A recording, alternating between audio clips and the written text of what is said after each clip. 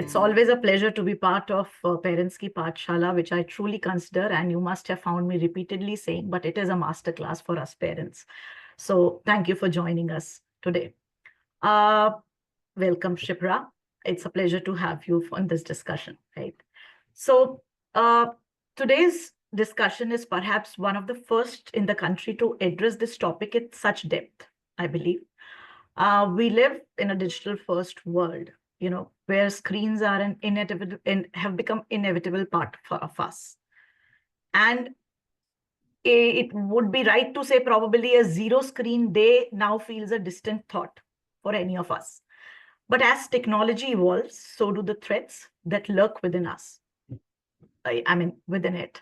So one such alarming concern is definitely technology assisted child sexual abuse, a growing yet largely unspoken issue in India, I would say. And you would agree with me that children today are exposed to online risks at an increasingly younger age than what it used to be earlier. And often without even realizing it, they are exposed to it. Whether through gaming platforms, social media, or even educational app, the digital world has become a gateway for exploitation. And we do every now and then come across such incidents. This makes this topic, which is TACSA, a pressing and an urgent issue that definitely demands awareness, understanding, and some proactive intervention. And hence, we are here with this important topic in conversation with Shipra. And, just a small, I would say, detail before we get into the details of the session. Today's conversation will cover this sensitive topic, which may be difficult for some of you to hear. If you feel overwhelmed at any given point of time or need a pause, please know that it is okay to step away, take care of yourself. You can return whenever you are ready, and our team is available to offer support after the session also. So with that, we are privileged to have our expert Shipra to, shed some light on the key dimensions of technology-assisted child sexual abuse. Welcome, Shipra. Thank you for joining us to address this important topic. And without any further delay, let's dive straight into the topic and start with basics, right? Help our audience understand and know what is technology-assisted child sexual abuse. Okay. Good evening, everyone. Namaste. Thank you so much for having me here. Before starting with technology-assisted child sexual abuse, we first need to understand what is child sexual abuse. So child sexual abuse is any act towards a child with an intent of sexual gratification. So it is very important to remember that there is an intent involved. Okay. So to give you an example, a mother is bathing a child, right? She might be touching the private body parts, but the intent is not to harm the child, or the intent is not the sexual gratification. But there can be someone else who is trying to touch a child, and the child is feeling unsafe, and they're touching the private body parts, right? So the thing is the same, but the intent here matters. So one thing that we need to understand in child sexual abuse is that the intent of sexual gratification is very important. Now, child sexual abuse is primarily divided into two parts. So one is contact child sexual abuse. Okay, so the contact is wherever there is a physical contact. So the contact can be kissing, touching, fondling, making a child touch the perpetrator's private body parts, or touching a child's private body parts. It also involves penile-vaginal sex, oral sex. So everywhere where is this touch involved, it becomes a contact child sexual abuse. Now there is a non-contact child sexual abuse.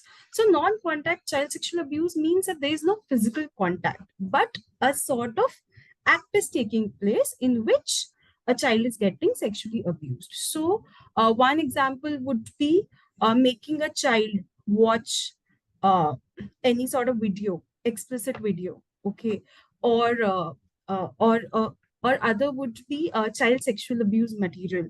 So we would go into that in a little bit. Okay. Now it can also be I don't know. So I don't know if you guys have seen this. So when I was a child and I would go from school to back home, many a times there would be this person on a motorcycle. Okay, his penis would be out and they would be trying to masturbate or something. I don't know how many have you experienced it, but when I spoke about it in my group, many of women or children have. So again, that is a child sexual abuse because looking at us, they are trying to gain pleasure out of it. Okay, and we looking at it also becomes that. So non-contact child sexual abuse is Qualifies, you're saying where it very much qualifies for a yes, child yes, sexual abuse. Okay, yes, because the child is not supposed to see that, no? true, very true. Yeah, so the intensity varies of child sexual abuse, but again, that is also one. Mhm. So non-contact child sexual abuse has various forms and various ways. Okay, one, so technology assisted child sexual abuse is also a type of non-contact child sexual abuse, majority. Okay. So let's understand what is technology assisted. It just means anything in which we're using the technology. So if a technology is used to for child sexual abuse, it just becomes technology assisted child sexual abuse. Now technology can be used in various ways. So the first is to initiate the abuse. Okay, so that is making the first contact, that is targeting the child, finding okay the child is on a social media and trying to talk to the child, trying to gain their trust. So that is initiation. Okay, it can also be used to maintain. So how maintain? So suppose two people you know two people are in a relationship, adolescent people are in a relationship, and nowadays it's very common to sext, to share videos of explicit videos, nude photos, and so on and so forth. So there's sadness in the relationship and one person wants to get out of it. Now the other person can blackmail the person saying, oh, I have this photo of yours, I can upload it. So now it becomes maintenance. Okay. And the third is to escalate the abuse. Now, again, what can happen is, uh, so so another example would be two people meet online. They are in a relationship. The girl, one of the person asked for photos or videos. The person sent it. Okay, now they want more out of it. Okay, and the other person is like, no, I think this is enough. I'm not comfortable doing more. So again, there can be a blackmail to get more photos, to get more explicit photos, or to maybe the person wants to meet the person offline, okay, and they're not comfortable, so that becomes escalate. So the abuse is getting escalated. So whenever technology is used in such ways, it becomes technology assisted child sexual abuse. Sure. So we're talking about here two types of CSA that we spoke. One is the contact, and technology assisted comes under the non-contact Yeah. exhibit, right? And then we're talking about the stages that you shared about initiating, maintaining, and escalation, where you shared this example. So then there is also this CSAM part, which is Yeah. it comes under the which category? The Yeah. So abuse CSAM, material. yeah. So CSAM again comes under non-contact CSA. Okay, and it is also part of technology asset. So now first we need to see what is CSAM. CSAM is child sexual abuse material. Okay, so child sexual abuse material means it can be anything in form of videos, in form of photos. So this can be soft copy or hard copy. Okay, so it's basically material. Okay, so photos and videos of explicit videos, explicit photos, nude photos, all of that, or so there are photos where or videos of two people having intercourse or any such thing, so that becomes CSAM. Now CSAM is also of two types. One is coerced and one is self-generated. So the example wherein I talked about maintenance of abuse, okay, wherein the child is sharing the images intentionally, voluntarily, because they're in a relationship with someone. So currently it's an image. As soon as the person blackmails, it becomes a self-generated CSAM. Okay, and the yeah. So and the It's a share voluntary. yeah, it is voluntarily. So see, there is sharing in both. There is a sharing in coerced also and self-generating also. I need to share the photo in order for someone else to receive it. But True. how is the photo being shared? Is it voluntarily? Is this happily? Or am I being coerced, blackmailed, manipulated to share the photo? So Okay. there are two types of it. Because see, what happens is, no, nowadays children are born in a digital world. So for them, sharing photos, videos is very normal. Very Like, natural, comes yeah, naturally. it's very That's the natural. language probably that has become between, Yes. very Uh, young. so, uh, s- um, so I was interviewing one of the participant, and they told me that they went to a school visit, like to conduct a session, and therein children of age of class fifth, they told them that, ma'am, I have shared such photos. I have shared explicit photos, and they don't feel that it is wrong because they are born in this culture, in this digital age, and this internet does not seem foreign to them. It seems like a part of them. So it's very common for them to share videos, photos, text, chat, online video, and doing so on and so forth. So I think it has a lot to do with the difference of the way we have started communicating. It's become part of yeah, you as an extended part of you, way of communication. Very well said. yeah. So that is a self-generated. Coerced is wherein a child is manipulated or blackmailed to share more photos. Mhm. Okay, so for example, like the third example that I told you of escalation, okay, if they want more videos or more photos, now that becomes a CSAM coerced. Like the person does not want to share it, but they're sharing it because they're being blackmailed or they're being manipulated or they are scared that, the like if I don't do this, this person's going to go and tell someone else or my photos would get leaked and so on and so forth. Sure. So if I have to put it in language and just reiterate what you said, TSES happens when technology like phone, computers, or the internet is used to harm or exploit children in a sexual way. Yeah. That'd be right to say. And it includes direct communication with the child or indirect exposure to harmful content. That probably is the basic of TSESA when we come. So now that we have understood probably what constitutes of TSESA, is there any, we can say there is a particular age, and what age do children typically become exposed to this? See, as long as there's access to device, free access to device at any age and internet, a child is vulnerable to it. Okay, so I'll give you an example. So I was interviewing this person, and they narrated a situation that I want to mention here. So, so they had a participant who came and told them this later. So, so the parents had went to the hospital, and when they came back, three of their children were running naked in the house.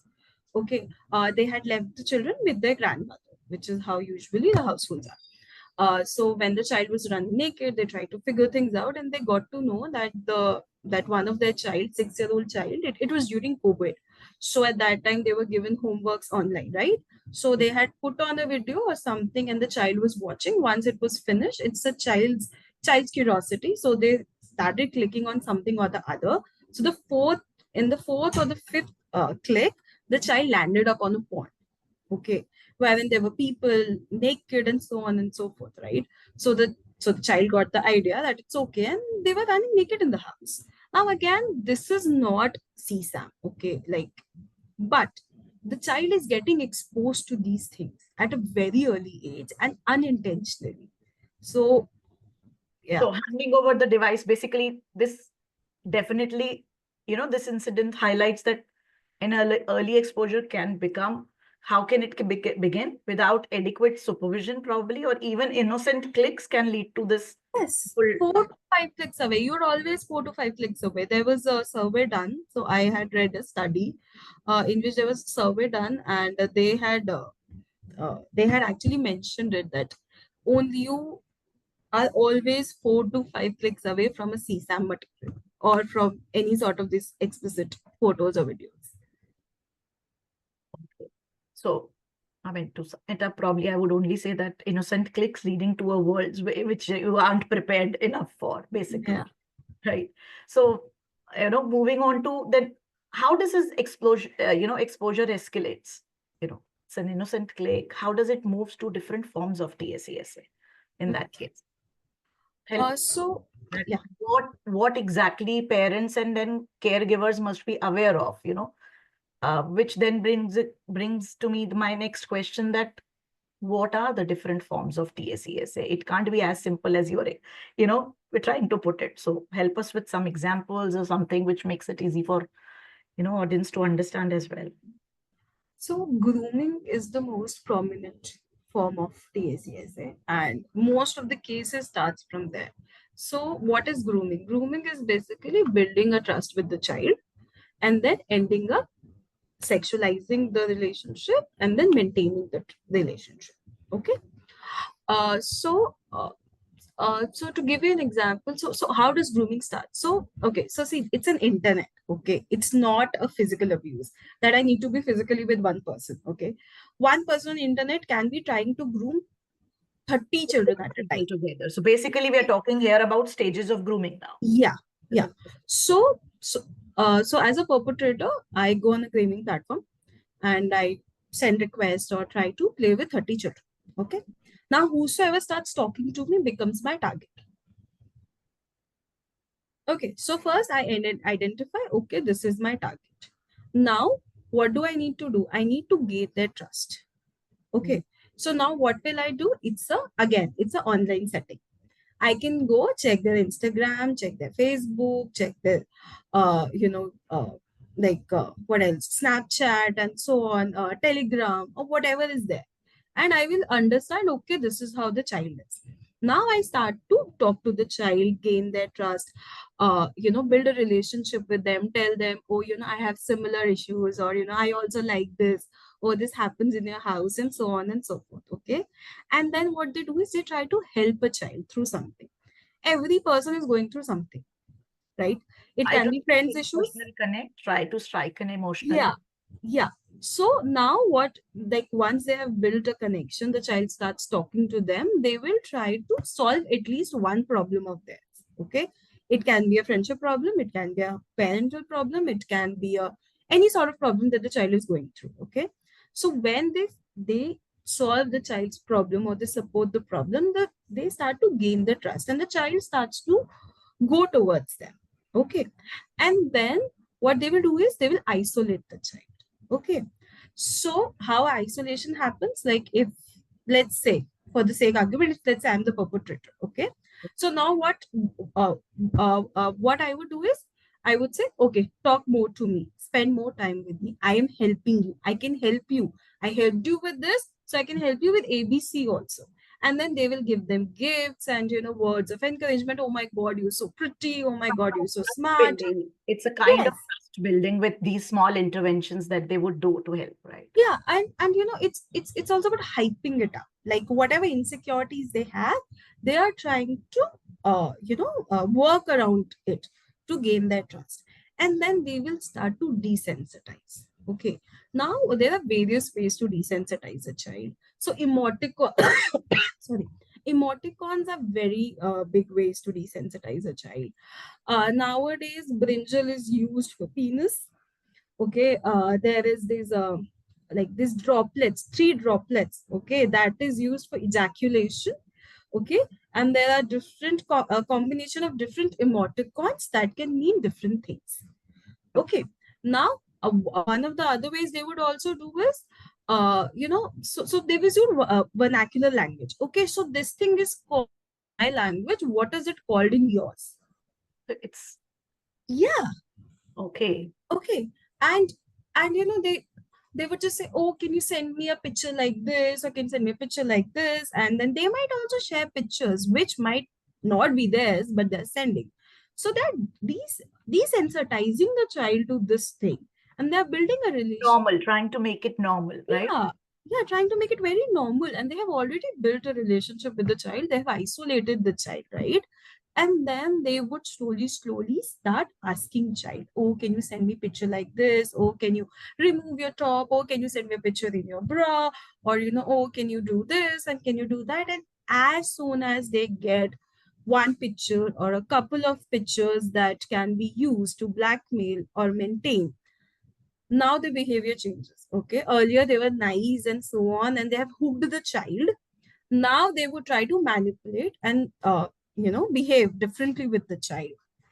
Okay, so then they will blackmail the child. They will try to gain more pictures with them.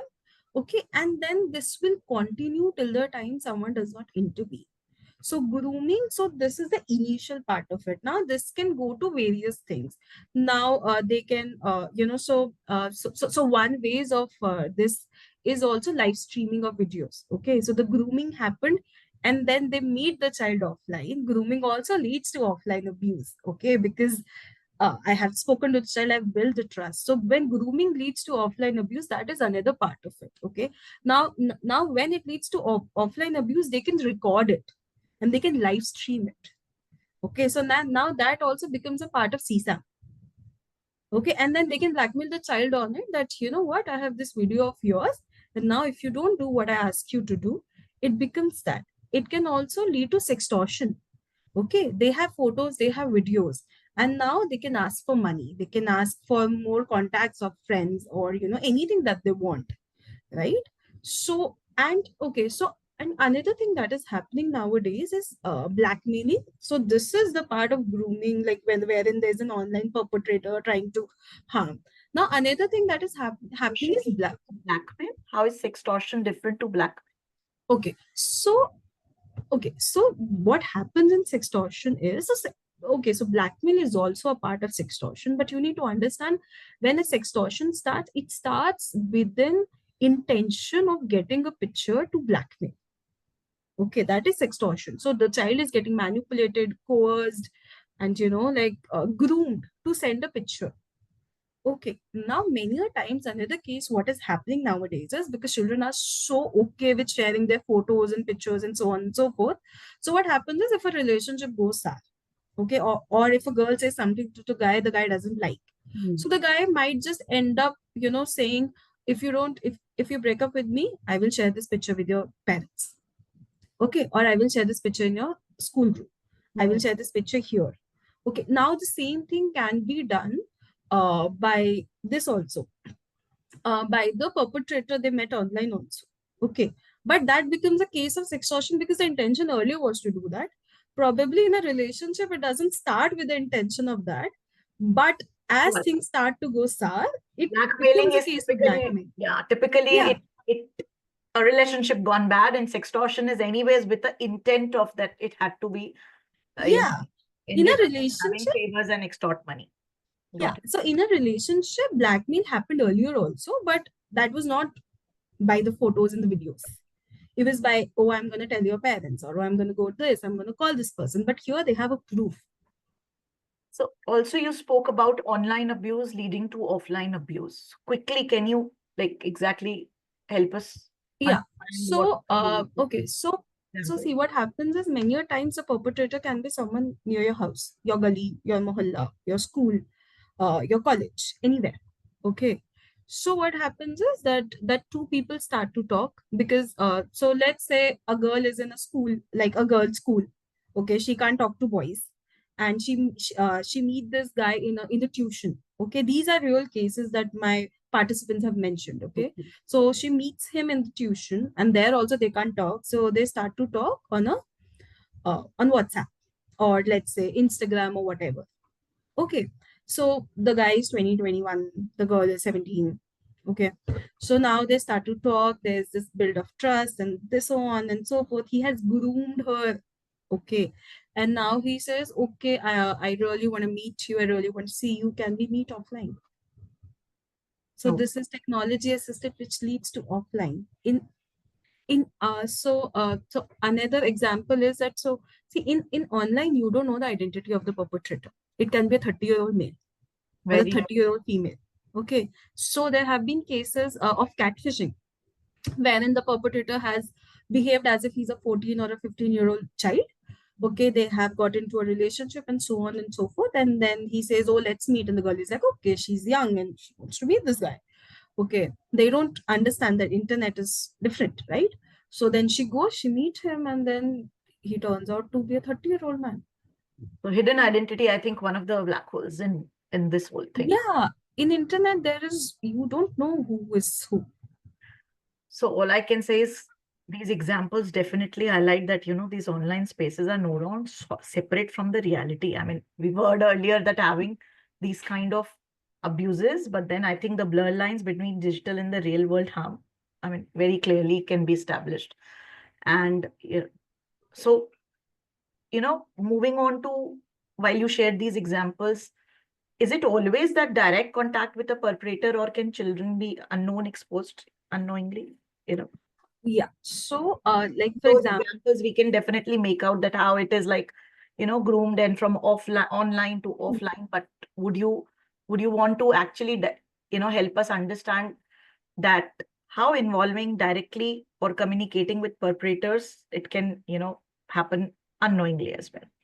so this is We called can- unintended exposure to CSAM. There was no intention of getting exposed, but the child, because of someone else, got exposed. Okay. So the example of kids running around naked. So this is an unintended exposure.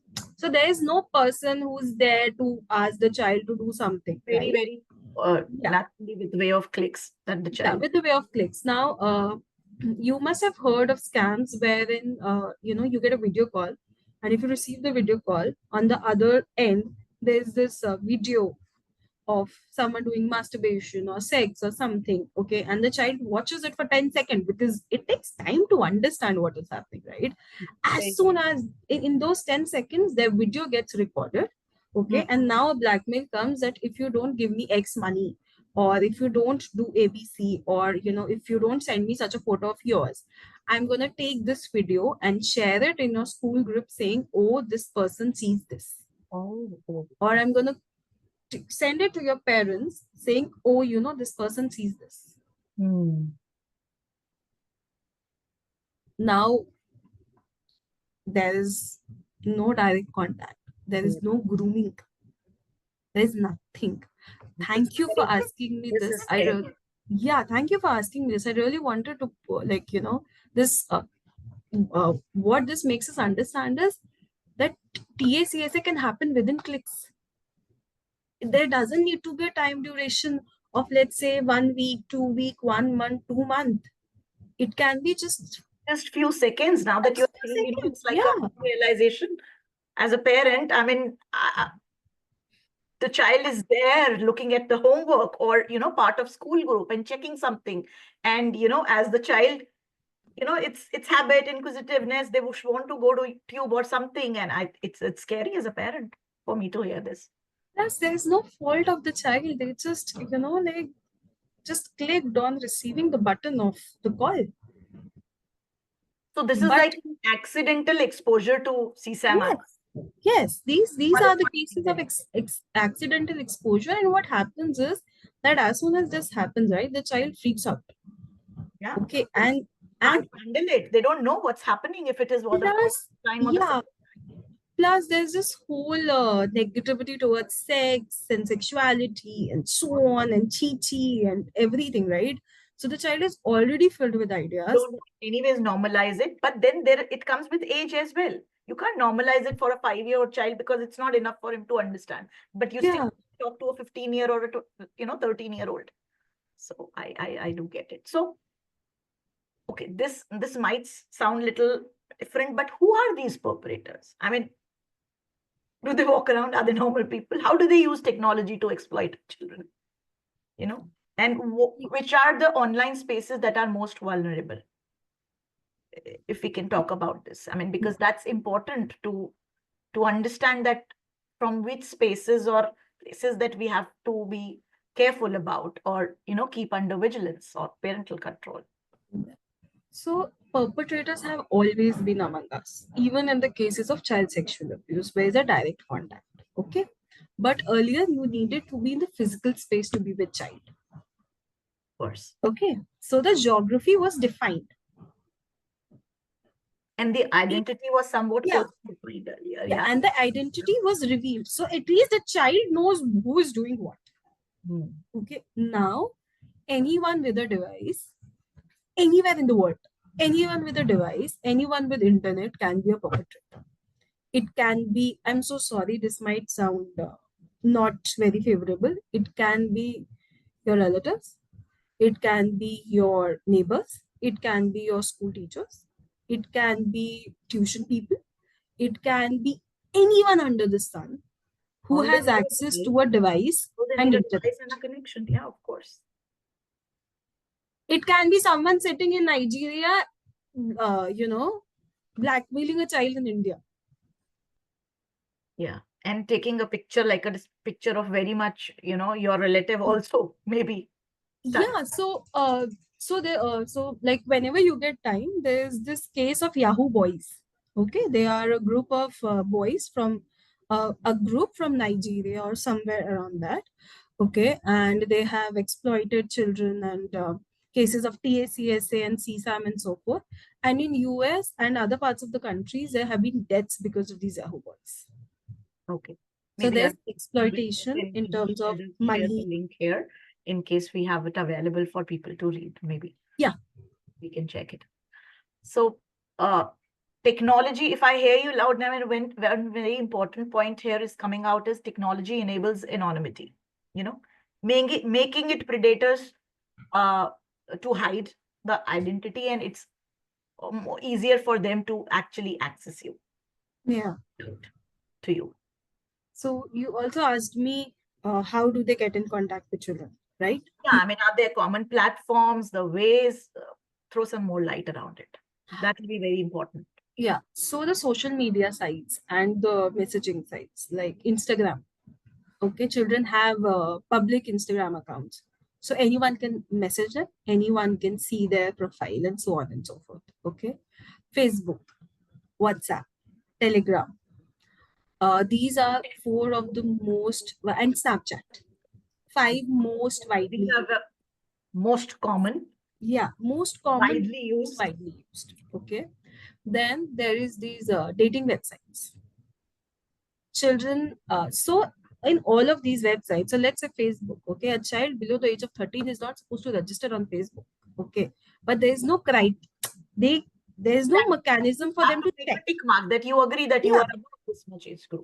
yeah. So similarly, dating sites, okay, then online gaming platforms.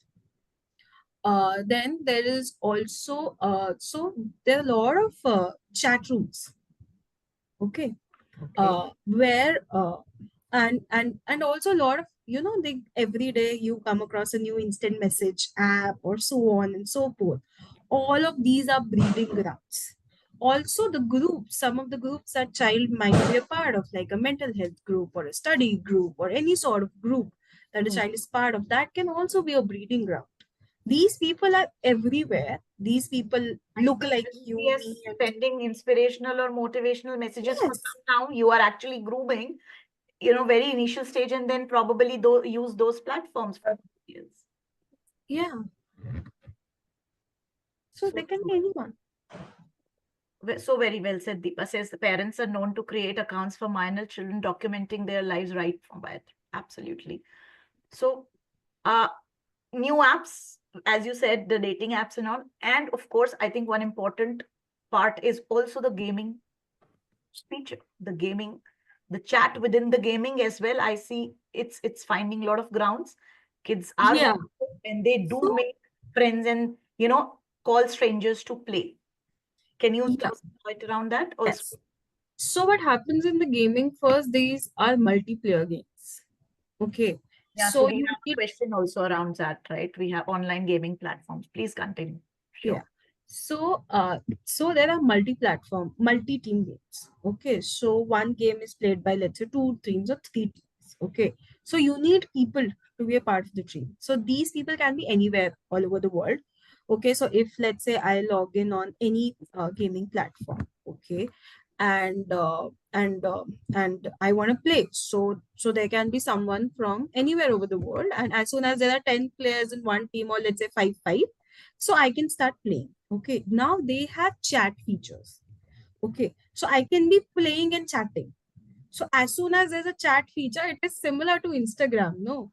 On Instagram also you can chat. On a gaming platform also you can chat. Okay. Now there is also anonymity. Okay. I don't need to say Shipra Gupta to be a part of here. I can be anyone, ABC, rock star. Okay. Want to be alive. Anything. Okay. Anything that is peppy and, that gains attention of a child. I can be anyone. I can be of any age. I can be of any gender. I can be from anywhere around the world. I can be doing anything. So there's anonymity involved. Okay. Then there is a gaming, then there's a chat feature. In a lot of games, there's also a call feature. Okay. I can be talking and playing, like for example, saying, When oh, you say shoot, talking, shoot, shoot. is it like a video calling or Yeah, voice call. So oh, people are connected playing over voice. simultaneously and then you are on call also simultaneously?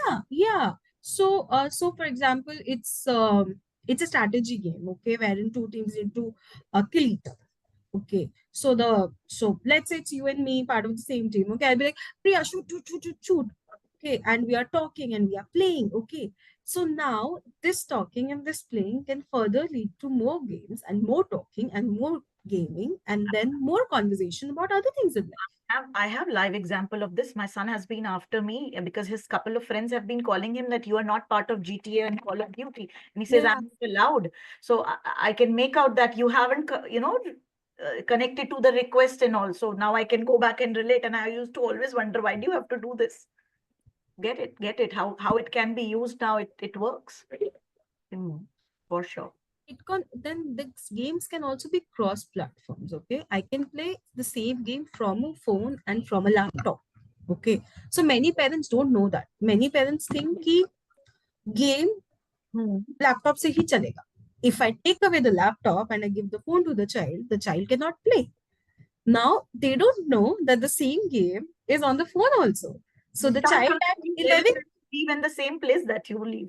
yeah, at 11 p.m. or 12 when the parents sleep and the child has a phone, the child can be playing for 4 hours and 5 hours.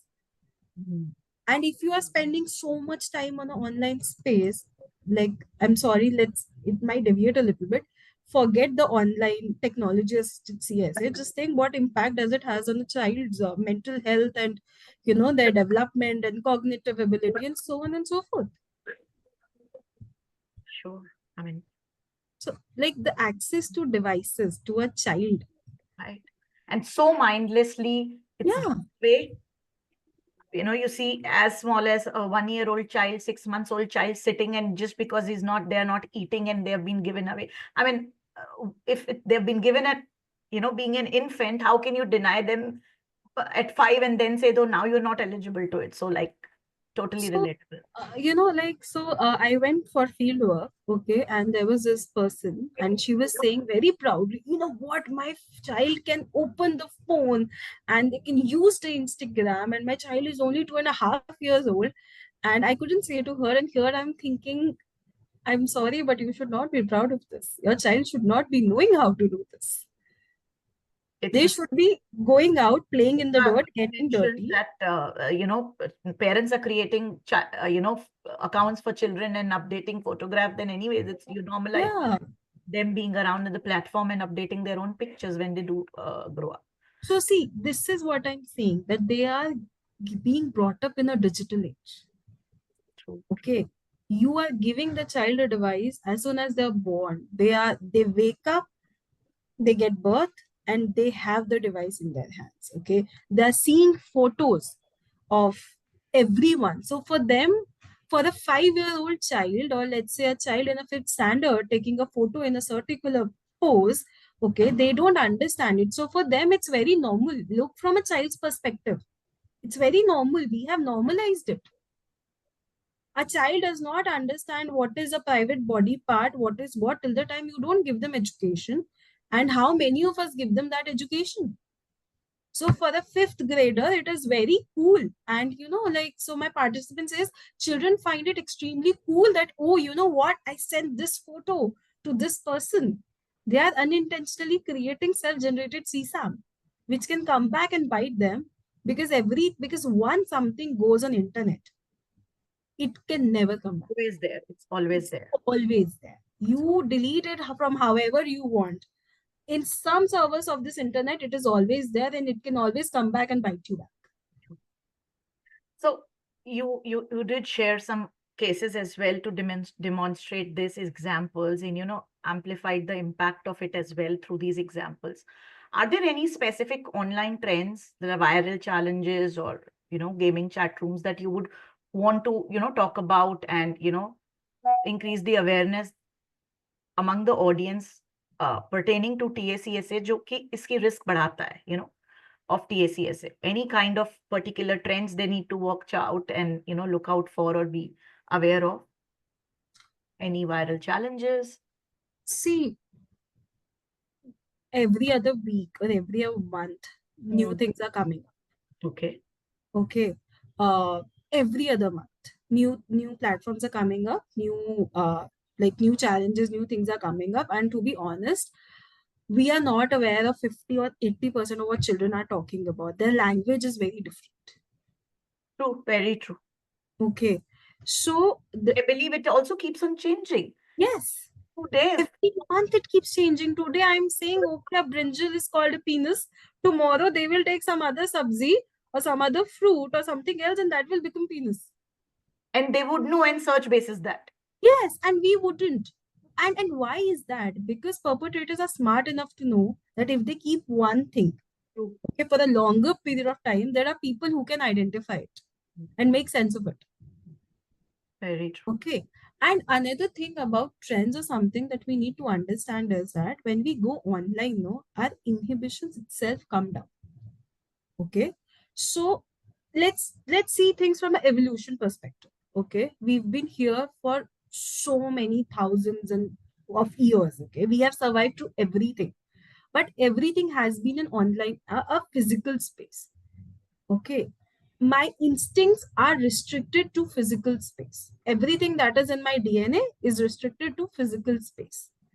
And from, okay, let's like us normal, like us humans or normal people, when did we get access to internet? 2010, 2005? Not before that. In India, people with privilege might have it. But it was actually in 2010 when Orkut came, or 2007 when Orkut came, and we got that 1 KB or 2 KB internet. Okay, that is when we got exposed to it. So we as human generation, we are very new to this online space. Okay, and we don't have instincts to guide us and to know how to function in an online space. So you might have heard creators saying, oh, you know what, I am very introvert. I'm very awkward in between people, around people. But the same person is creating videos and doing live and so on and so forth on internet. How? Because internet is a different place. We feel that it is a different place. We feel that we are safe because biologically for us the danger is physical. No, it's not online. We are not designed to think that way. Very true, very true. So when we are not designed to think that way, how do I understand that this is a danger? And as a child who's just being born into this world and has no sense, will definitely, get trapped somewhere. So this is what happens online. You don't know how to operate. No one knows. We as adults also did not get a guideline as to how to operate in online space. Exactly. It's as new for parents also to, surf through. Really Yeah. don't deal with it probably because one, awareness, of course, becomes one thing. And then second, what do you do even if you know? I think that is an important part as well. So we spoke about, a lot in terms of understanding it and various way how it is being done.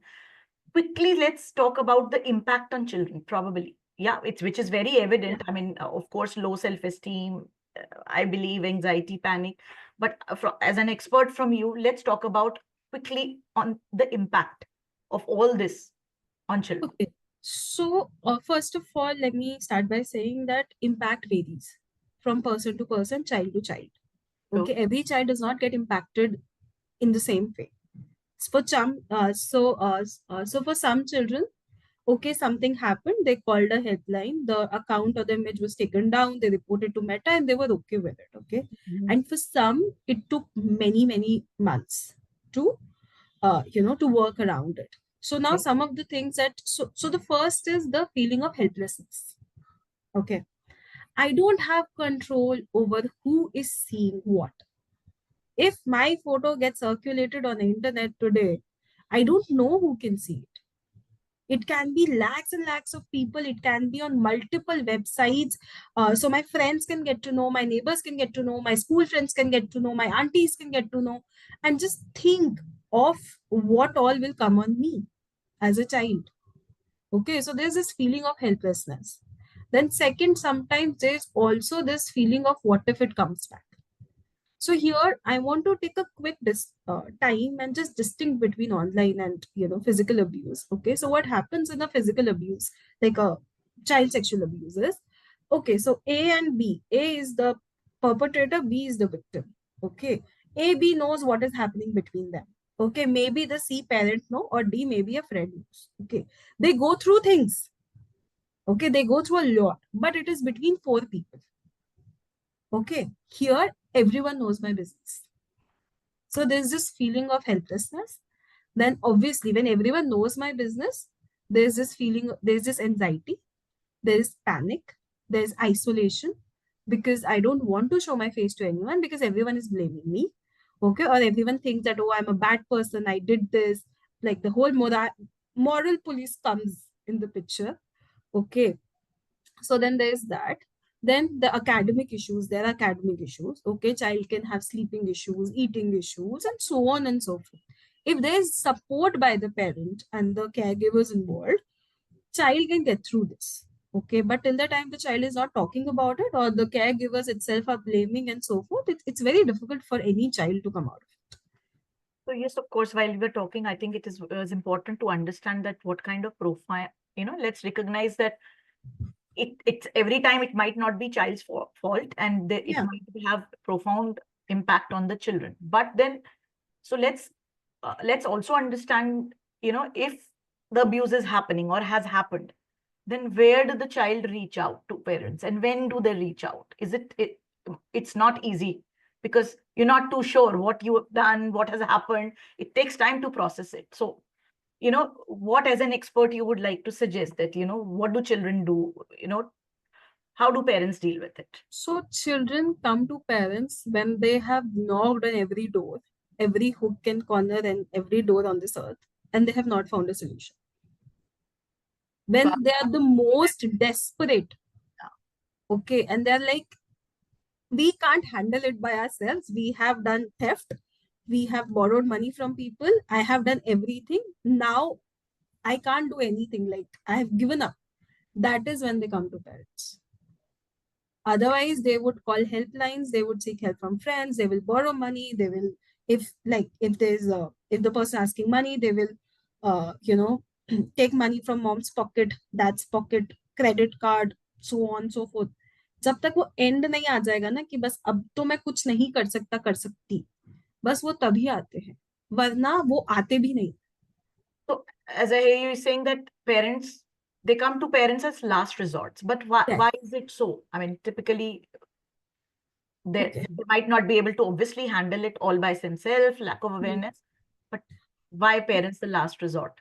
So there are a couple of reasons. First, parents don't approve of technology They, because out of fear. Okay. Generally, parents don't tell how to be safe online. They just say, don't use it, don't do it. And as a child, I'm curious. Okay. I will end up on internet. Okay. So first of all, there's no permission involved. Okay. Second of all, children feel that the parents might not know what to do with it, which is also to an extent true. Parents don't know what to do with it. If a child comes and says, oh, there's this photo online, parents are like, instead of solving the problem, they will first burst on the child. Okay, that I told you not to do this. Why did you do this? And so on and so forth. See what has happened and all that. Okay. Third, the child is also afraid that their device will be taken away. Okay, they are addicted to their devices. They can't live without it. They are willing to be exploited, to be blackmailed, to be done anything to them, then give up on their devices. They don't want to lose contact. In many cases, they don't want to lose contact with the perpetrator. Again, because the perpetrators has said, oh, I love you, and then so on and so forth, right? As a People child, do it actually. yeah, a child trusts, right? And they don't understand, right? So these are some of the reasons. And obviously, there's this hitting, and the parents would scold me, they will hit me, they will not let me go to school. So, dropout of school is also a very big the reason that children don't come. That if I go and tell my parents, they might not send me back to school. Okay. So, these are some of the reasons that they don't come to children. So Like children. I think to sum it up, fear of taking the device away, Yeah. and fear of being blamed and judged probably is something that stops them. And parents' awareness, of course, that they need to have an open ground. So that brings me to my next question. Unfortunately, many parents may not be aware of these certain warnings, that what their child is going through or their changes happening. They might not be expressing enough what's happening around them. So are there any subtle warning signs or early intervention signs that parents can look out for, that there's See, something wrong? so the first thing they need to be careful is the behavior of the child.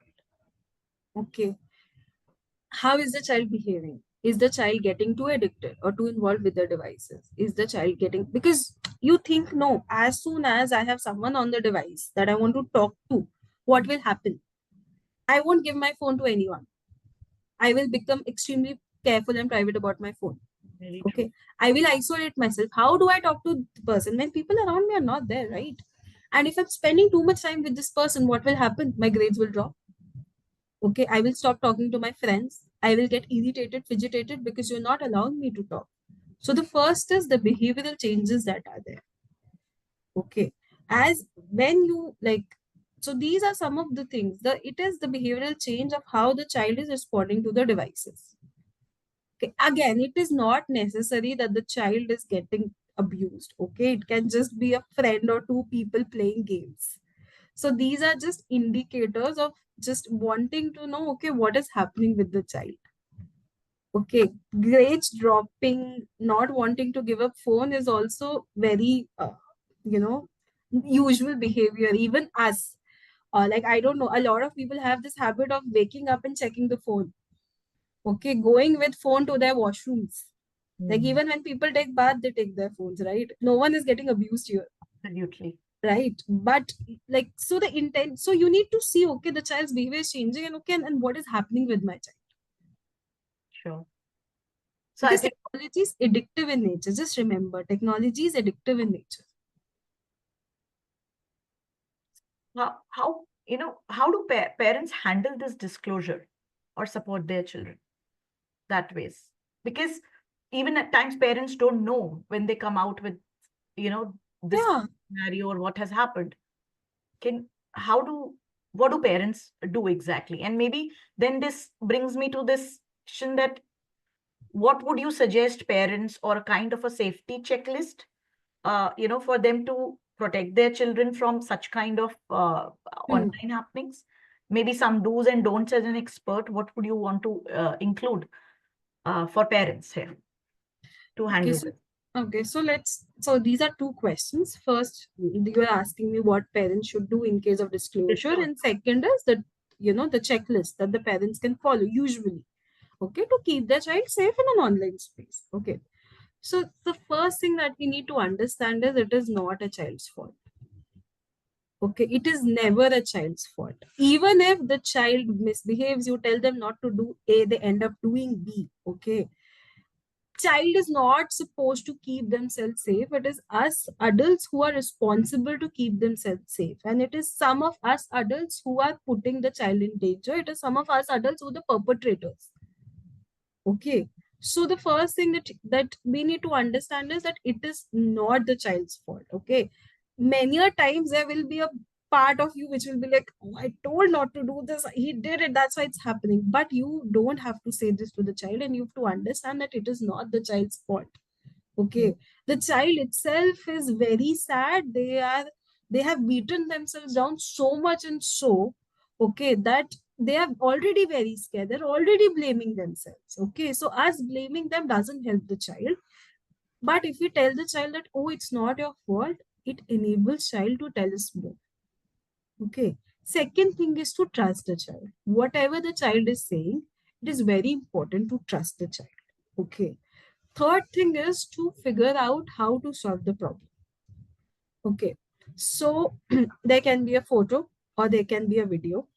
Okay. Or there can be a lot of things. Okay. So figure out how to solve. So if there are photos or videos, there is this Internet Watch Foundation. Okay, so you can go online and put the photo or video there anonymously. So they don't take the photo or the video, they basically make a QR code out of it. And whenever a similar photo resurfaces anywhere on the internet, they will take it down. Okay, there's Internet Watch Foundation. There are a couple of more. I have shared it in the document, so we can Yes. circulate that because that is helpful. Okay.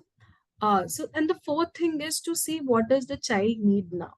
Okay, taking away the phone, taking away the devices, being extremely controlling is not going to help. Okay, it is not an external perpetrator who's coming and abusing your child. It is a device.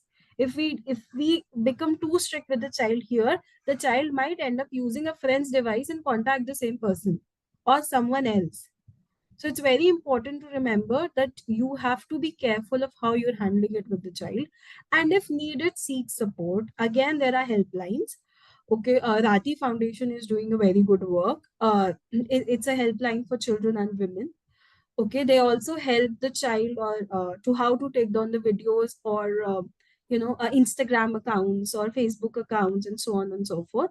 Then there's responsible netism. Okay, so there's Bodhini. So these are NGOs. Okay, we can always also go to professional therapists. Okay, if you feel that your child requires help, it's okay to give them help. As see the thing is no, आप जितना जल्दी help दोगे ना बच्चे को, वो उतना जल्दी रिकवर करेगा. आप जितना लेट उसको हेल्प दोगे, वो उतना लेट शायद रिकवर करेगा. We need to understand that just because something is happening online, that does not mean it is not affecting the child.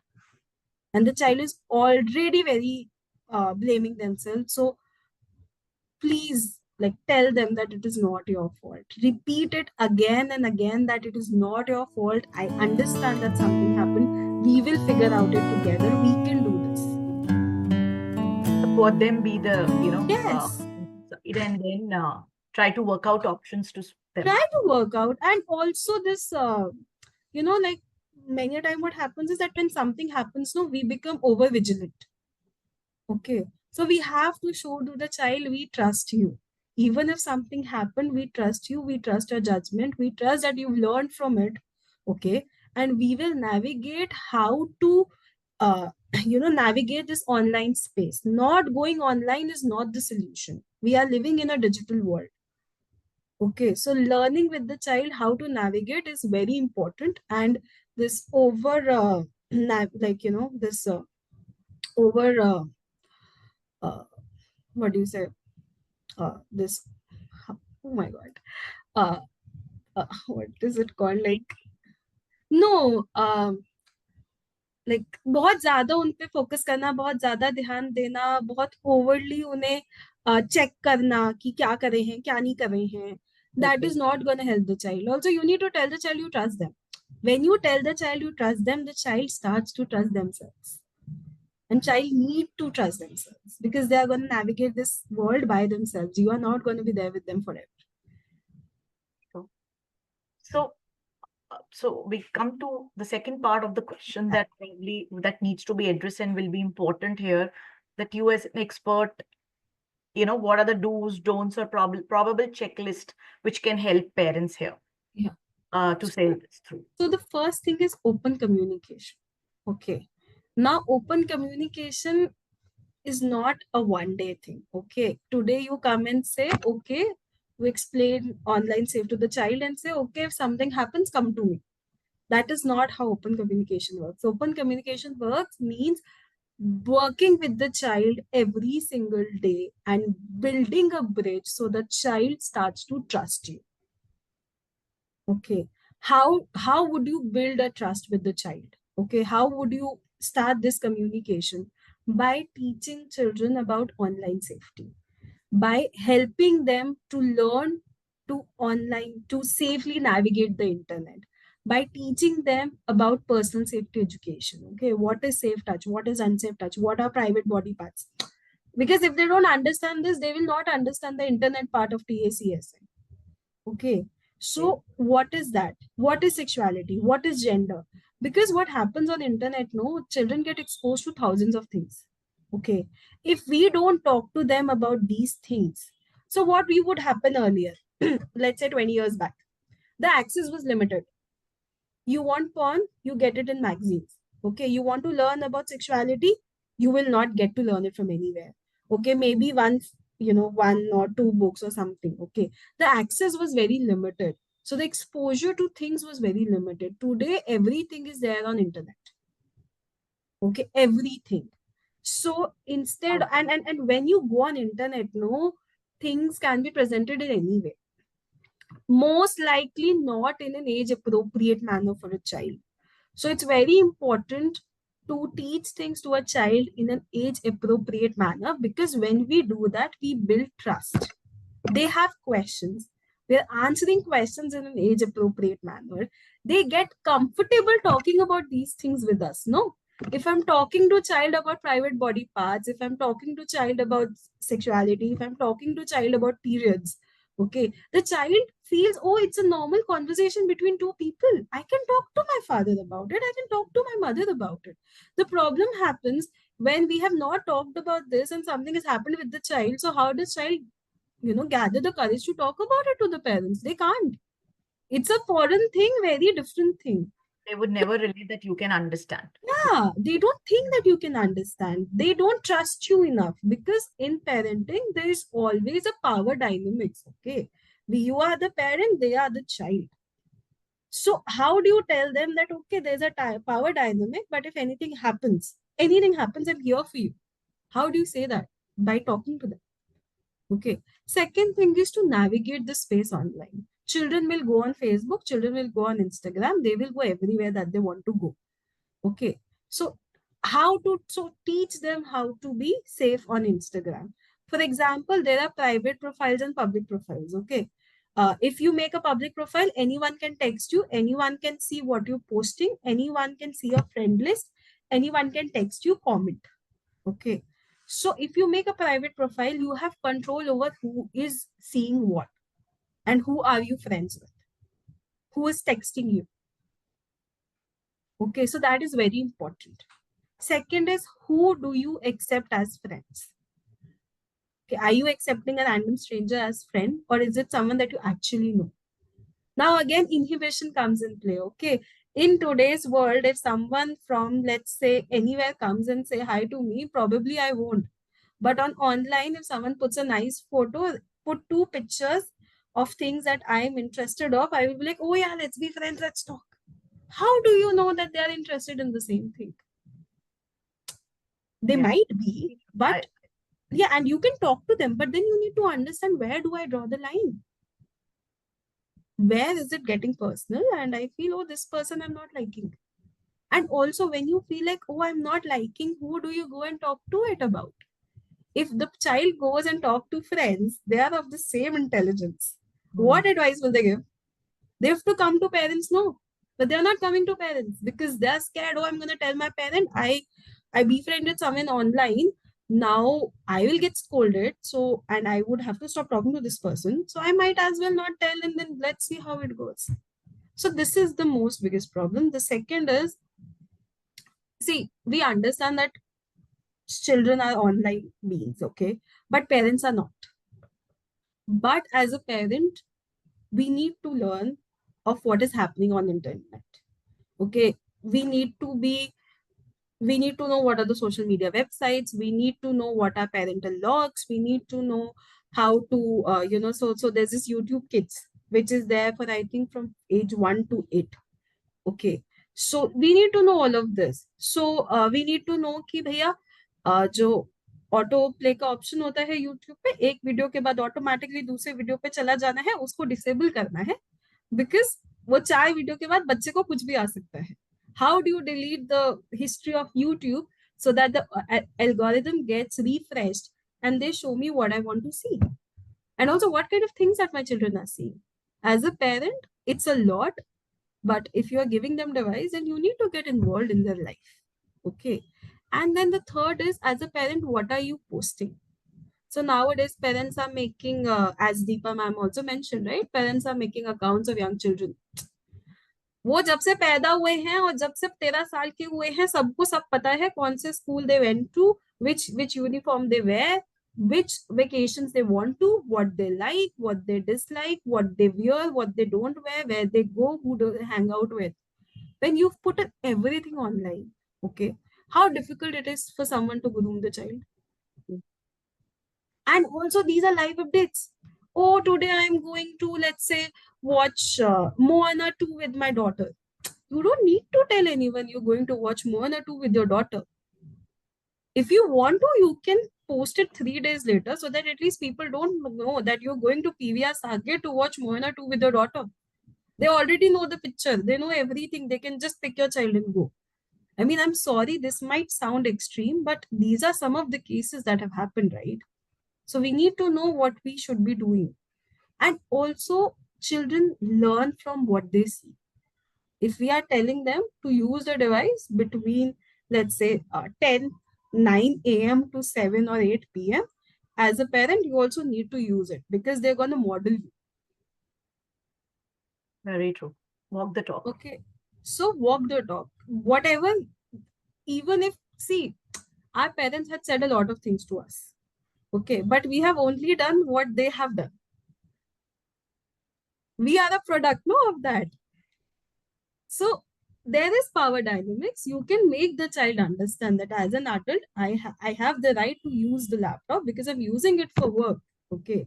But if you're using it for work, you can't watch video or any serial or any video next to it. And the child comes and sees, oh, you are watching a video, you're not working. So what they think, oh, I can watch a video while I'm doing homework. They can't differentiate. They are children. Their cognition is limited. What they see, they understand. They see everything in 2D, no? They can't go to the interstices and be like, oh, मम्मा थक गई होगी तो mummy को लगा break ले लेते हैं तो इसलिए हम कोई funny video देख लेते हैं. They can't think that. So it's very important to do that. And also, then, it's important to build rules in the house. What are the rules in the house? Okay, you are giving them freedom. You have to, because they are children. If you don't give them, they will end up using someone else's devices. Okay, I will give you an example. So one of my interviewer told me, like, so so what they had done was, from 10 p.m., let's say 8 a.m. or 9 p.m., children had the devices, but they were locked. Okay, automatic lock lag jata tha. What the child did was, they changed from IST to US time. There is around 11-hour difference. Okay, so रात को मम्मा गई 10:30 सोने, 11 बच्चा phone खोलकर whatever it is that they're doing, right? So the children will always be 2-3 steps ahead of you because they are of this generation. So being over vigilant, being over pressurizing will not help. So just learn with the flow. And also the thing would be, watch for your child's behavior. If it is going anywhere north, south, east, west, have a talk with them. Always have a talk with them, and have a talk with them on a frequency, every week, every month, or however you want, so that the child feels safe with you. Communication is the only way we can help the child. There's no other way.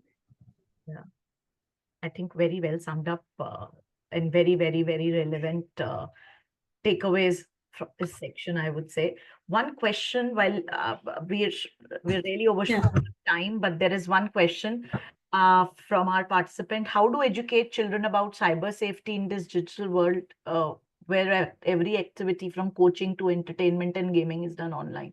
I think you have answered that question in the last section. So I just wanted to pick up that we have summed up this question in the previous section itself. Yeah, right? I would also like to add just one thing. Okay. whenever we have a doubt, right, we don't need to go to internet or anywhere. Just open chat gpt, just open DeepSeek. Okay, if you want to know how to make a account private from public, right, just write it there. I know all of you know that, but I was just doing something and I did it, and it told things so wonderfully. Like, you don't need to go to 100 pages, 10 pages, 9 pages, just write it there. You Mhm. will get everything there. It's a one stop solution to all the things that you need to know. How to YouTube पे क्या करना है, Instagram पे क्या करना है, Facebook पे क्या करना है, Snapchat पे क्या करना है, Telegram पे क्या करना है, किस पे क्या करना है, कैसे करना है, वो सब बता देगा. Netflix पे क्या करना है, Hotstar पे क्या करना है. They will tell you everything, which steps, where to go, what to do, how to do. Thank you so much, Shipra. I think this has been wonderful takeaways, and the resources that you shared with us have also been put in the chat, which are related to the reporting sites, and also some helplines. So our participants can refer to that. And personally speaking as well, it's been a very, very enriching session. And all I can say is what we discuss is just not theory, it's reality. We rather make peace with it and try to learn with it step by Yeah, step as parents, because that's the only way we can negate this situation where being digital has become inevitable, as I said earlier as well. And it's yeah, not happening somewhere else, it's happening right here in our homes, schools, community. And internet, as already shared by Shipra, is an open playground. So without yeah, being the safety guards on, it can be predators hunting around as well. So rather, I truly believe we need to protect our child by not being over vigilant and putting a lot of parental control, but I think having very, very open conversations with them and making them aware about the safety, you know, around the whole online and digital space. It is not just responsibility of parents, I would say educators, yeah. society as a whole. I think we need to deal with it. With I strongly believe that. And you're trying to add something, Shipra. Please go ahead. Yeah, I just wanted to say that when I was researching on it or during my dissertation or any time, right, all of this can feel very overwhelming. It can feel like, oh, the person is just out there wanting to harm my child. Okay. But one thing that we need to also see is that we are talking about the issue, right? And it is something that is harming the child. So we are actually digging the negatives of it. Okay. Mm. So the child is not so unsafe. The world is not such a bad place, is all I'm trying to say. It can look that way. It is not. We just need to learn how to navigate it, and how teach our children how to navigate the place. Like, the reason I'm saying this, these topics can be very heavy. So the world is not such a bad place, is all I want to say. Definitely. I think you're closing it so beautifully. It's not that it place, I think, but each one of us has our own responsibility. Yeah, Yes, parents need to do that bit of educating children and being around them, and just make them little more aware of the what I should say, probably not getting the right word right now, but I think enable them to keep themselves safe, enable them to know how to act, and also enable them, in case they fall, how to get up. sure. So I would say thank you so much. We've overshot our time, but we at Sthir encourage you to take today's insight forward, to talk, to act, and create safer digital spaces for the next generations. Thank you for joining us in this vital discussions, and thank you so much, Shipra, for this important conversation. We at Sthir also have a parents community, and I'll request my colleague Aishwarya to put the link to join that community. I would urge all the parents and participants here to join. We keep adding and sharing, resources for parenting. So anybody look forward to, please join and make use of the resources me as well, which have been shared over the chat. Once again, thank you so much, Shipra, for this conversation. I think this was a very, very important one, and it beautifully explained by you. We really look forward uh, to another topic with you, which would be as enriching and insightful as this. And I would urge all participants here to join us This is a monthly conversation, and we look forward to have you, next month as well. Equally important and powerful topic is being lined up. So see you next month again on a fourth Friday at Parents Ki Paathshaala. Thank you so much, everyone. Thank you for joining. Thank you. We'll be here for a couple of minutes. You can use the chat link which has been shared here. And as well copy the resources which have been shared over chat. Thank you everyone for joining us. Look forward to have you next month as well.